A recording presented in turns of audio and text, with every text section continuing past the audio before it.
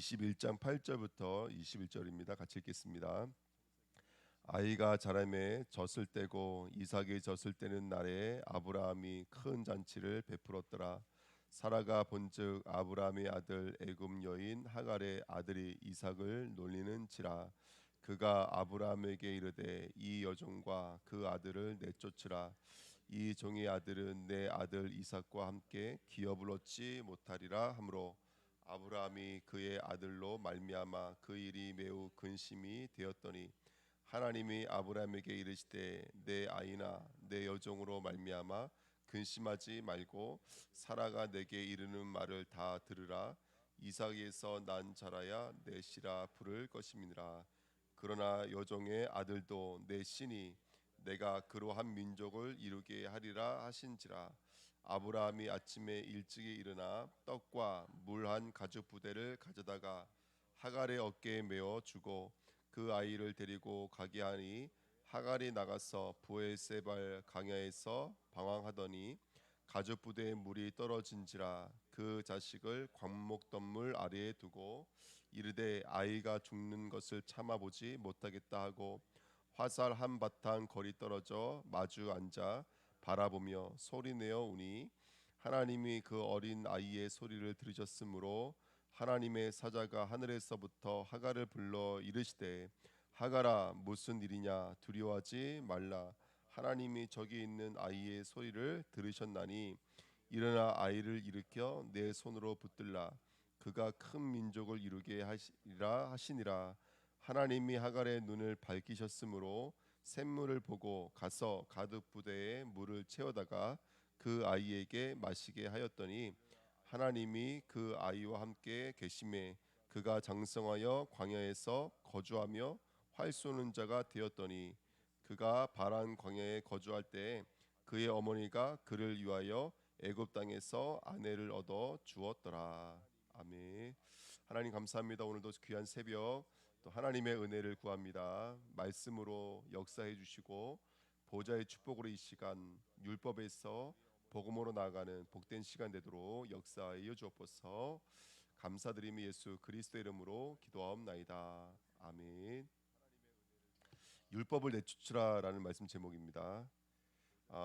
창세기 1장 8절 21장 8절부터 21절은 꼭 가족 사이의 여러 가지 상처와 아픔에 대해서 기록하고 있는 것처럼 보이지만 우리가 갈라디아 사장과 이 신약 성경을 아우러서 읽으면 이 이야기는 단순하게 누굴 내쫓고 누가 누굴 괴롭히고 이런 이야기가 아니라 그 복음과 율법에 대한 이야기, 우리 안에 일어나는 영적인 일들에 대한 이야기입니다. 그래서 갈라디아 4장 22절부터 31절을 읽어보면은 신의 산에서 그 있는 종, 말씀을 받은 종은 하갈, 율법을 상징하고요.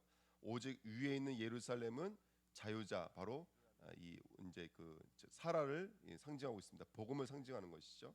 그래서 오늘은 복음과 율법에 대한 이야기라는 거 우리가 좀 먼저 안고 들어가야 될 것 같습니다. 1번에 보시면 내 안에 함께하는 또 다른 법입니다. 자, 8절에 보시면 젖을 떼는 날 이렇게 써 있죠. 큰 잔칫날 그랬는데 젖을 떼는 날이 바로 우리의 율법을 내려놓는 날입니다. 그래서 이 젖이라는 말이 가말 그러면 낙타라는 말도 있는데요. 낙타도 율법이에요. 신약 성경에는 낙타가 바늘길 못 들어간다 그러잖아요. 우리가 아무리 우리 율법적 행위가 아무리 수준이 높아도 그 율법의 기준으로는 하나님 나라에 들어갈 수 있는 사람은 아무도 없습니다. 그래서 하나님은 우리가 알고 계세요. 우리가 다 율법에 시작한 거 알고 있어요. 우리가 다 율법에 시작했어요. 처음부터 복음으로 시작한 사람 아무도 없잖아요. 그러니까 하나님은 우리가 젖 먹는 아이가 아니라 장성한 자로 나가길 원하세요. 복음으로 나가길 원하세요. 그래서 오늘 8절에 그래서 의미가 있는 거예요. 젖대는 나 이 8절의 그 말씀이 굉장히 의미 있는 말씀입니다. 그래서 정말 율법에서 나와서 하나님이 원하시는 이 복음의 사람으로 오직의 사람으로 우리가 쓰임 받기를 원하세요. 그래서 아브라함도 가나안에 머물지 못하고 계속 현실을 도피하는 인생이었잖아요. 그리고 계속 흔들리는 인생이었어요. 그 인생에서 나오길 원하시는 거예요.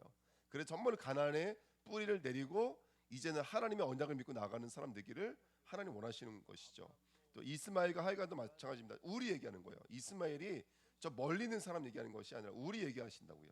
그러니까 우리를 하나님께서 정말 끄집어내셔서 정말로 십자가의 사람으로 생명의 사람으로 나가길 원하시는 거 우리 이야기하는 겁니다. 그래서 오늘 9절부터 13절 보시면 구절에 아까 말씀드린 것처럼 이삭을 놀려가지고 어떻게 하는 거예요? 그 이삭을 이제 쫓아내라. 누가 쫓아내라고 말씀하셨냐면 하나님이 쫓아내라고 말씀하셨어요. 하나님이. 자, 그래서 이스마엘이 이삭을 놀리는 일들이 일어나죠. 이게 바로 우리 안에서 일어나는 일이에요.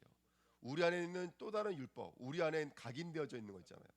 우리 안에 각인되어져 있는 거, 말씀에 뿌리 내리지 못하고 각인되어져 있는 것이 계속해서 뭐를 건드려요? 계속해서 복음을 건든다고요. 그리스도의 십자가가 부족한 십자가로 믿어지지 못하도록 내 안에 있는 것이 나를 공격하는 거예요. 여러분, 사실은 여러분, 우리 계속 사단 핑계 대면 안 돼요. 내 안에 있는 것이 나를 공격을 해요. 내 안에 있는 것이. 그래서 여러분, 멀리 있는 것이 아닙니다. 그래서 우리가 복음으로 출산하고 복음으로 성장하려면 우리가 한 가지 싸워야 될 것이 있어요. 그게 뭐냐면 기존에 있는 율법이 나와 싸워야 돼요. 이건 피해갈 수가 없는 거예요. 우리가 정말 이 땅에서는 뭐 하는 거냐면 하나님 날아가는 날까지 그저 싸우는 거예요. 예. 그래서 어떤 아주 이렇게 말 잘하는 사람이 있어요. 이 사람이 아주 과거에 말했던 것들이 이 어록들이 아주 참 인기가 있어. 요즘에 우리 젊은 사람들이 많이 이제 그걸 마음에 푸는데 그 중에 하나가 뭐냐면 이 사람이 이렇게 말하더라고. 예수 믿는 사람도 아니에요. 근데 뭐라고 말하냐면 우리 인간이 태어나서 소명을 찾아라 사명을 찾아라 말을 하는데 태어나는 것 자체가 사명이었다는 거예요. 그 나머지 인생은 덤이라는 거예요. 그러니까 좀 즐기라는 것이죠. 쉽게 말하면. 예. 근데 진짜 여러분 우리가 여러분 하나님의 자녀로 태어나는 게 이게 전부예요, 여러분들. 그리고 이제 그 축복은 뭐냐면 이제 그 하나님의 자녀를 더욱더 공교해지고 더욱더 완성되어지는 자리로 나가는 것인 줄 믿습니다. 자, 그래서 오늘 로마서 7장에 보시면 21절 25절 다시는 말씀이지만 그러므로 내가 한 법을 깨달았노니 곧 이 한 법이 뭐냐면 이게 복음이 아니라 복음 반대편을 말하는 겁니다. 예, 바로 보세요. 곧 선을 행하기 원하는 나에게 먹이 함께 거하는 것이로다. 악이 그러니까 무슨 법을 깨달았냐면 복음과 보좌의 축복을 깨달은 게 아니에요. 바울이 그 신앙의 절정이 뭘 깨닫냐면 그랬었구나. 내 안에 한 법이 또 있었구나. 이걸 깨달은 거예요. 내 안에 뭐가 함께한다고요? 악이 함께하는 이것이니라. 내 속사람으로는 무엇을 즐거워하냐면 하나님의 법을 즐거워하되. 그렇죠? 우리가 다 그렇잖아요. 우리가 정말로 복음을 좋아하고 예수 그리스도를 좋아하지 우리가 누가 싫어하는 사람이 누가 있겠습니까? 23절 내 지체 속에 한 다른 법이 내 마음의 법과 싸워 내 지체 속에 있는 죄의 법으로 나를 사로잡는 것을 보는도다. 오라 나는 뭐다고요? 곤고한 사람이로다. 이 사망의 몸에서 누가 나를 건져내랴. 그렇죠? 그러니까 내 안에 있는 또 다른 법이 나를 붙잡고 있는 것을 보는 거예요. 그래서 정말 내가 복음 말하면서 전도하면서 살아가고 있지만 내 심령과 마음은 어둡다라는 거예요. 누가 이 사망의 몸에서 나를 건져내랴. 너무너무 애통하고 힘든 거예요. 그러니까 로마서는 바울이 다른 선신서들보다도 되게 늦게 썼잖아요. 그렇죠? 그러니까 가면 갈수록 이 상의 몸이 얼마나 내 안에 가득했는지를 이 바울이 몸소 말하고 있는 거죠. 근데 25절 보시면 이렇게 말합니다. 우리 주 예수 그리스도로 말미암아 내가 하나님께 뭐라고요? 감사하리다. 근데 왜 갑자기 이게 감사를 변했을까요? 그런즉 내 자신이 마음으로는 하나님의 법을 육시로는 제 법을 섬기노라. 그다음 8장 1절 1절로 가죠. 그러나 내가 정죄하지 않는다고요.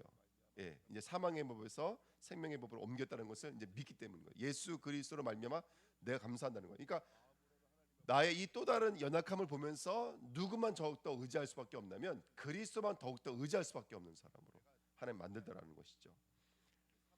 이게 다 우리 안에 있는 일입니다, 여러분들. 예, 우리는 이제 대부분 이런 얘기 안 하고 싶어요. 내 안에 있는 얘기 안 하고 싶고 바깥의 법을 얘기하고 싶어요. 세계복음만 얘기하고 싶고 정말 총선사를 동원해서 사단을 꺾어가면서 멋있게 그렇게 세계복음화의 증인으로 쓰임 받고 싶어요. 이게 우리의 모습인 거예요. 하늘 시민권을 가지고 하늘 배경을 가지고 보좌의 축복을 가지고 이 땅에서도 서밋이 되어지고 영적으로도 서밋이 되기 원하는 게 우리예요.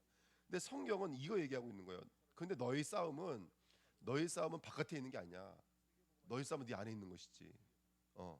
이렇게 말하고 있는 거예요. 그래서 여러분은 정말로 우리들의 싸움은 저 멀리 있는 것이 아니라 우리 안에 고정되어져 있는 나를 묶고 있는 것과 사실은 죽는 날까지 싸우는 것입니다. 이 땅에서는. 네. 그래서 세계복음화가 바깥에서 일어나는 것이 아니라 우리 안에서 일어나는 거예요. 여러분 우리가 전도 왜 못합니까? 우리 안에 있는 법이 우리 붙잡고 있기 때문에 그래요. 우리가 왜 캠프를 못하죠? 우리 안에 있는 법이 우리 붙잡고 있기 때문에 그래요. 사실은요. 그래서 3번입니다. 그래서 율법은 아까도 말씀드렸던 것처럼 죄를 깨닫게 하는 거예요. 이 율법이 나쁜 거냐 그게 아니라 그 율법 때문에 내가 감사하리로다 이 자리로 간다니까요. 율법 때문에 진정한 감사와 진정한 감격의 자리로 가는 거예요. 율법 때문에 정말로 오직의 자리로 가는 거예요. 다른 게 섞이지 않는 거예요. 율법 때문에 절대의 자리로 가는 거예요. 예, 그 율법이 있기 때문에 그리스도께로 갈 수 있는 거예요. 왜 율법은 우리를 그리스도께 인도하는 몽환 선생이기 때문에 그래요. 그래서 율법이 필요 없는 게 아니라 율법이 있어요, 여러분들. 그리고 그 율법이 우리를 고자질 하는 거 아니겠습니까? 너가 이삭을 놀렸잖아. 너가 복음을 놀렸잖아. 너가 복음을 계속 판단하고 있잖아. 이 말하고 있는 거예요. 여러분 우리가 세계복음 말하고 있지만 우리 안에 아직도 그럼에도 불구하고 우리 안에 흔들리는 모습도 있고 연약한 모습도 있다고요, 여러분들. 예. 그 3번입니다. 그래서 이 여종과 그 아들을 내쫓으라. 이게 오늘 21장 10절이 오늘 우리에게 주시는 하나님의 명령인 줄 믿습니다. 그래서 1번 보시면 형제들아 너희는 이삭과 같이 약속의 자녀라. 그러나 그때 육체를 따라 난 자가 성령을 따라 난 자를 박해한 것 같이 이제도 그러하도다. 그때 그랬던 것처럼 지금도 마찬가지라는 거예요. 그러나 성령이 무엇을 말하느냐? 여종과 그 아들을 내쫓으라. 여종의 아들이 자유 있는 여종의 아들과 더불어 유업을 얻지 못하리라 하였느니라. 함께 유업을 얻지 못해. 오늘 아까 써 있어요. 그 여종 그 아들과 이삭은 함께 기업을 얻지 못한다고 10절에 써 있어요. 그러니까 여러분 우리 안에 그 다른 법은 그 복음의 법과 함께 할 수가 없습니다. 그래서 이거는 너무나 우리의 영적인 싸움이죠. 그래서 우리가 육신의 본성에서 성령의 생명으로 오늘 옮겨져야 되겠고요. 율법에서 복음으로 죽음에서 생명으로 옮겨지는 축복된 시간 되시기를 예수님의 이름으로 부탁드립니다. 오늘 새벽에 하나님 정말로 내가 오직의 축복을 내가 경험할 수 있도록 축복하옵소서. 그리스도만 남는 자로 날 인도해 달라고 함께 기도할 줄 믿습니다. 자, 두 번째, 근데 그렇게 하나님이 이스마엘과 하갈을 버렸냐? 아까도 말씀드렸지만 이스마엘과 하갈은 우리를 말하는 거예요, 여러분들. 예, 율법의 시작했잖아요. 다 우리를 말하는 거예요. 그 하갈을 내쫓았는데 그 하갈과 아들이 죽게 생겼거든요. 누가 쫓아오세요? 하나님이 쫓아오셔서 그들을 보존하는 이야기입니다. 근데 여기에 굉장히 중요한 의미가 있는데요. 자, 하나님이 그들을 붙잡는 방법이 뭔지 한번 들여다보시자고요. 자, 14절 보시면 아브라함이 아침에 일찍 일어나 하나님이 내보내라 그랬어요. 그래서 아브라함이 어떻게 하냐면 아브라함이 아침 일찍 일어나 뭘 준비했냐면 떡과 물 한 가죽 부대를 가져다가 하갈의 어깨에 메어 주고 그 아이를 데리고 가게 하니 하갈이 나가서 부엘세바 광야에서 방황하더니 이렇게 성경에 써 있습니다. 자, 여러분 성경에서 떡과 물은 뭘 상징하는 것이죠? 나는 양식이요 음료라 그랬잖아요. 예수 그리스도를 상징하는 거예요. 특별히 십자가를 지신 우리를 위해서 혈과 육을 위해 십자가를 지시는 우리의 영적인 양식 되시는 예수 그리스도를 예표하는 거예요. 그리고 그 사람들이 어떻게 됐냐면 보십시오. 15절에 보면은 이제 문제가 생겼죠. 광야에서 방황할 때 가죽 부대에 물이 떨어졌어요. 그래서 죽게 생긴 거예요. 그러니까 오늘 참 이 하갈이 하는 행동이 신기한 게 있어요. 그게 뭐냐면 여러분들 한번 생각해 보세요. 그 자식을 어디에 뒀어요? 관목동물이 뭘 말하는 거라면 가시나무를 말하는 거예요. 그러니까 아들이 죽게 생겼으니까 이제 목말라 죽게 생겼으니까 아들을 가시덤불에 두고 그다음에 16절에 보시면 이르되 아이가 죽는 것을 참아 보지 못하겠다 하고 화살 한바탕 거리 떨어져 마주 앉아 바라보며 소리내어 우니 이렇게 써 있어요. 화살 한바탕이 여러분 뭐죠? 바탕이 화살을 쏴서 그 살이 날라가 떨어지는 거리가 한바탕이에요. 그러면 저 관목동물 가시나무에 아이를 두고 이만큼 떨어져서 화살 한바탕 거리가 떨어져서 그걸 마주보고 울고 있는 거예요. 근데 여러분 이게 생각해 보세요. 아이가 죽으면 내 품에 안아요? 아니면은 이게 멀리 떨어져나요? 원래 부모라면 엄마라면 끌어안고 울잖아요. 근데 왜 이게 멀리 떨어놓고 했을까? 이게 무슨 이야기일까요? 예, 여러분 아시겠지만 활이라고 하는 말은 앞전에 나와 있었어요, 여러분들. 언제 나와 있냐면 창세기 9장에 나와요. 무슨 이야기냐면 이 화살이 우리가 읽을 때는 그냥 화살로 읽어지지만 활로 읽어지지만 히브리 사람에게는 활은 무지개도 상징해요. 원어에는 무지개로 되어 있어요. 그러니까 이거는 지금 하갈이 아무리 여자가 애굽에서 와 있어서 근본 자체가 율법을 상징하고 있지만 여러분 하갈이 아브라함을 통해서는 뭐가 계속 전달되어져 있는 거예요? 아브라함과 사라를 통해서 구전되어져 있는 복음이 이 사람 속에 들어와 있는 거예요. 그러니까 가시나무는 십자가를 상징해. 그 예수 그리스도의 죽음을 상징하는 거거든요. 그 아들의 죽음을 앞에 두고 지금 뭐를 구하고 있는 거라면 하나님의 약속하신 아무리 진노하실 거라도 아무리 우리가 심판받아 마땅해도 하나님이 우리를 죽이지 않고 우리를 다시는 물로 심판하지 않는다 그러지 않았습니까? 그러니까 지금 저 아이의 죽음은 나에겐 최고의 심판인데 이 심판 속에서 그 화를 하나님께 당기시겠다고 말씀하신 그 은혜로 우리를 구원해 주세요. 그러니까 언약을 붙잡는 거예요, 이 여자가. 이 여자가 언약을 붙잡는 거예요. 그랬더니 누가 나타나시냐면 이제 17절에 이제 하나님의 은혜가 나타나는 것이죠. 자, 그런 이야기들이 오늘 성경에 써 있습니다. 자, 그러면서 오늘 여자가 16절에 보면은 소리 내어 우니 있게 써 있죠. 그 소리 내어 운다는 말이 여러분 성경에 굉장히 많이 기록되어 있어요. 근데 소리 내어 울 때 어떤 일이 일어나는 줄 아세요? 대부분 제가 마태복음 8장 29절 옆에도 적었는데 마태복음 8장 29절, 14장 26절, 15장 22절, 20장 30절 말씀 읽어보세요. 제자들이든 귀신 들린 자든 불치병자들이든 이 사람들이 예수 만날 때 어떻게 하죠? 소리를 질렀어요. 귀신 떠나갈 때도 이 사람들이 소리 지르며 울부짖거든 이렇게 성경에 써 있어요. 제자들도 예수님이 왔을 때 배에 올라탈 때 뭐라 그랬다고요? 두려워서 소리 지르거든 이렇게 써 있어요. 맹인들이 예수님 지나간다는 소리를 듣고 어떻게 해요?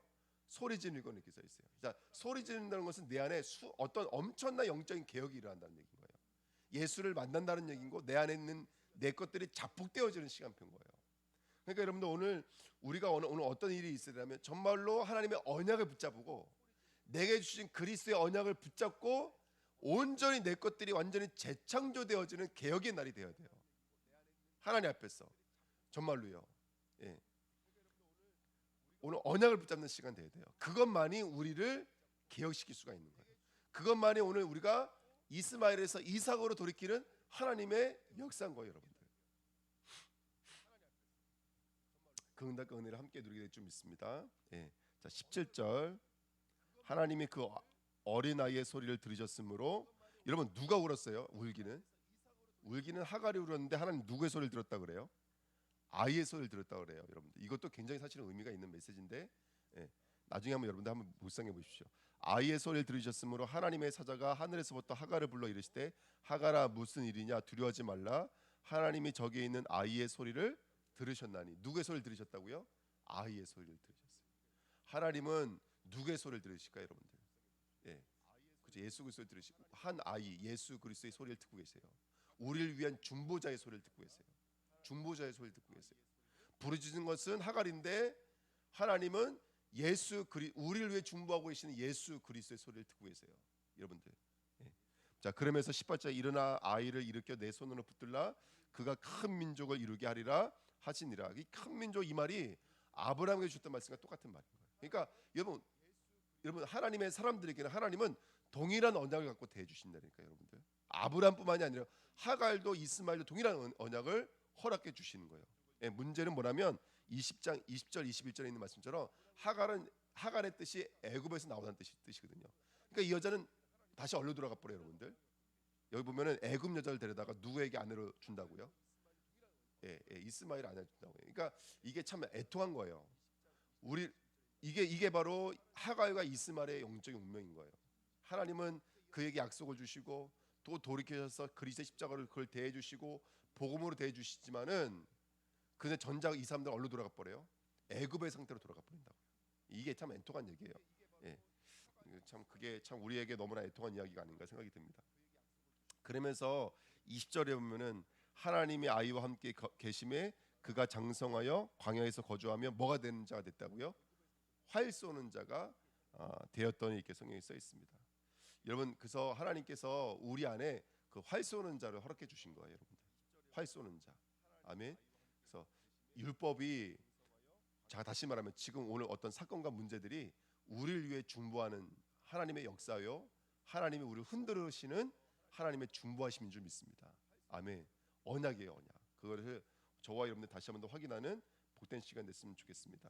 그러면서 18절에 보면은 이렇게 말해요. 그 천사가 일어나 아이를 일으켜 내 손으로 붙들라 그가 큰 민족을 이루게 하리라 하시니라 써 있잖아요. 여기 일어나라, 쿰, 일으켜, 붙들라 이 말들은 다 언약적 단어들이에요.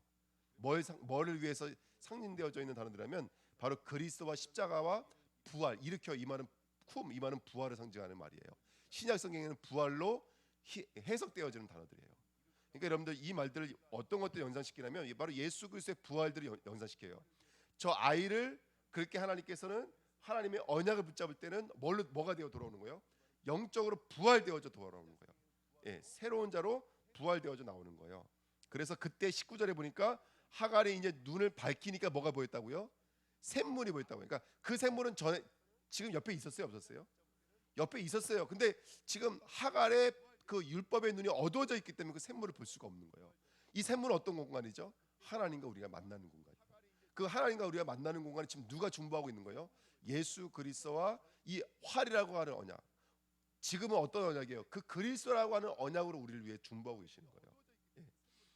그래서 저와 여러분들이 오늘 우리의 중보하고 있는 줄 믿습니다. 그래서 여러분 오늘도 주님이 우리에게 중보의 눈을 열어주시며 오늘도 우리의 눈이 영적인 눈이 열려져서 뭘 보게 되냐면 우리를 위해 준비되어 주신 그 제단과 우물을 만나게 될 줄 믿습니다. 그 후에 누구와 만나는 거예요? 하나님과 만나는 거예요. 언약과 만나는 것이죠. 19절에 보시면 가서 가죽 부대에 물을 채워다가 그 아이에게 마시게 하였더라. 그래서 우리 마음에 뭘 채워야 돼요, 여러분들? 예수의 양식과 예수가 주시는 생수를 우리 마음에 채우셔야 돼요. 다시 말하면 그리스도를 채우셔야 돼요. 진정한 생명을 우리 마음에 채워야 될 줄 믿습니다. 그리고 20절에 보시면 하나님이 그 아이와 함께 계심에 그가 장성하여 광야에서 거주하며 활 쏘는 자가 되었더라. 예, 그 우리에게 주시는 그 언약의 여정을 걸어가게 될 줄 믿습니다. 예, 결론입니다. 부활 세바의 하나님이에요. 오늘 여기가 또 어디냐면 부활 세바인데 부활 세바는 그 일곱 우물이라는 뜻입니다. 일곱 우물. 이제 나중에 이 부활 세바에서 누가 이제 언약을 맺냐면 바로 아비멜렉과 아브라함이 언약을 맺는 장면이에요. 이 부활 세바가 언약 우물이지만 또 다른 말하면 세바는 또 숫자 7을 말하는 거거든요. 그 일곱 우물이에요. 일곱 우물. 예. 여기도 참 중요한 의미가 있는데요. 예. 나중에 시간이 있으면 한번 말씀 나누도록 하겠습니다. 자, 이 부활 세바의 하나님이라는 말은 뭐냐면 첫 번째 우리의 시작은 다 어디였다? 율법이었다. 죄였다. 사탄이었다. 예. 우리가 하나님을 떠나서 내 혈과 육을 의지하던 우리 율법의 자리였다. 우리는 다 누구나 다 이 자리에 시작했다. 성경 이거 말하고 있는 거예요. 근데 하나님은 뭘로 우리를 찾아오신다? 언약으로 우리를 찾아오신다. 근데 그 우리의 언약은 뭐다? 십자가와 부활 외에는 없어요, 여러분들. 십자가와 부활 외에는 없습니다. 그래서 오늘도 하나님 우리는 여러분 뭘 붙잡아야 돼요? 오늘 어떤 어려움이 생기면 문제가 생기면 내게 주신 언약으로 행진하시면 돼요.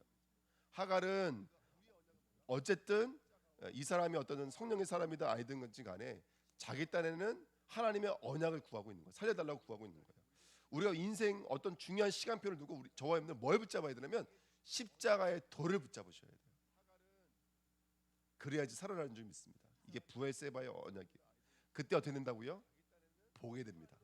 그때 보게 되고 먹게 되고 자라게 되어져요. 젖을 떼어져서 정말로 복음의 자리로 가게 될 줄 믿습니다. 함께하는 거예요. 그러니까 이번에 우리가 수업에도 말씀드렸지만 하나님은 성부, 성자, 성령으로 우리와 함께하신 줄 믿습니다. 아멘. 그래서 정말 샘물을 보게 만드시고 샘물을 먹게 하시고 그 다음에 이 아이가 장성해서 또 하나님의 그 역사 속에 들어갈 수 있도록 하나님은 그의 인생을 인도하시는 줄 믿습니다.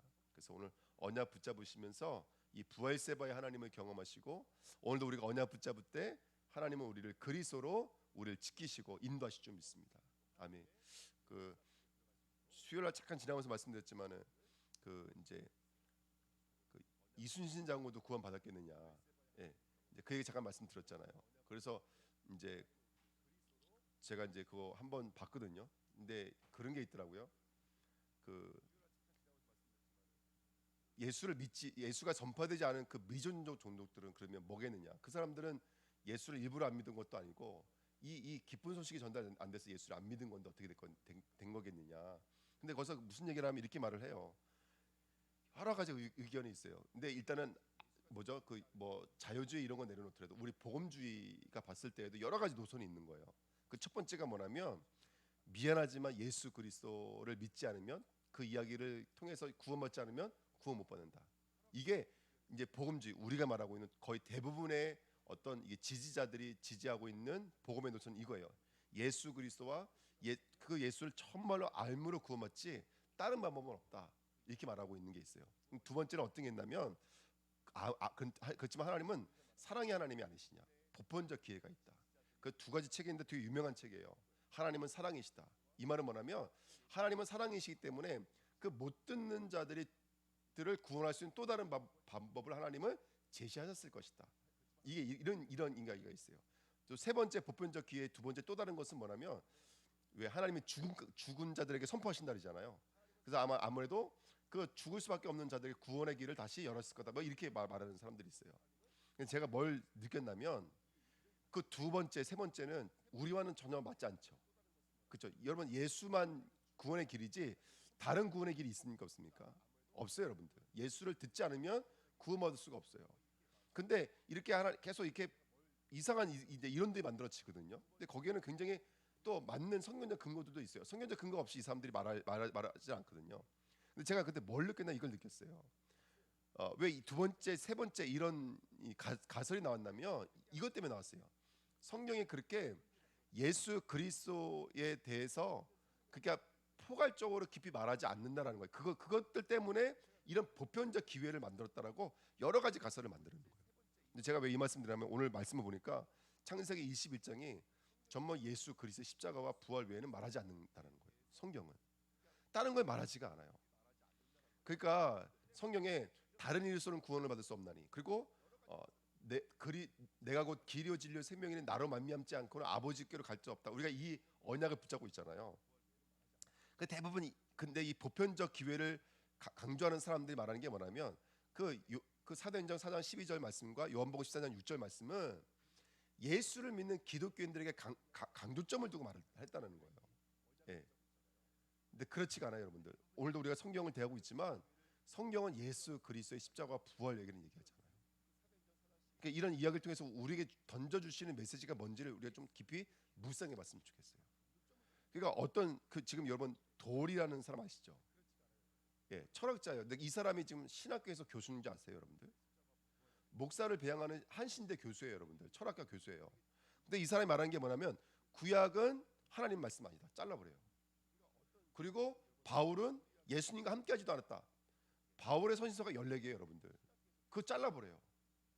그리고 마태복음, 마가복음, 누가복음, 요한복음 남는 게 그것밖에 없잖아요. 근데 그것도 기적과 표적은 다 없애버려요. 그리고 뭐만 남았냐면 이거예요. 뭐 비판하지 말라, 판단하지 말라, 내 눈에 듣보를 깨라 이런 것만 가지고 강의를 하는 거예요. 그리스도가 있어요, 없어요? 그 사람 그리스도 예수 안 믿어요, 여러분들. 정말로 오늘 다시 한 번 더 우리가 붙잡아야 될 언약이 뭘까요? 정말로 내가 내 인생에 내 아들이 죽어가는 모습을 바라보면서 정말로 우리가 붙잡아야 될 언약이 뭘까요, 여러분들? 예수 그리스도의 십자가 부활 외에는 없고 이 부활의 소식을 듣지 못하면 이 십자가의 소식을 듣지 못하면 구원받을 수 있는 다른 길은 없어요. 성경이 말하는 거예요. 그냥 저 유대인 뭐죠 저기 뭐야 예수 믿는 사람들에게 강조점을 두기 위해서 그렇게 말한 게 아니라 여러분 아시겠지만 사도행전의 복음은 물론 그 대부분 우리가 선신서나 예수 믿는 사람들에게 말한 것 맞아요. 우리들에게 말한 거라고요. 하지만 믿지 않는 불신자들에게 말했다는 거 놓치면 안 돼요. 그래서 정말 그리스도의 복음이 오늘도 더 새로워지고 이 복음 붙잡는 축복된 시간 됐으면 좋겠습니다. 예, 기도하겠습니다. 하나님 아버지 감사드립니다. 오늘도 그리스도의 복음으로 나가는 복된 시간으로 역사하여 주옵소서. 감사드리며 예수 그리스도의 이름으로 기도하옵나이다. 아멘. 감사합니다. 우리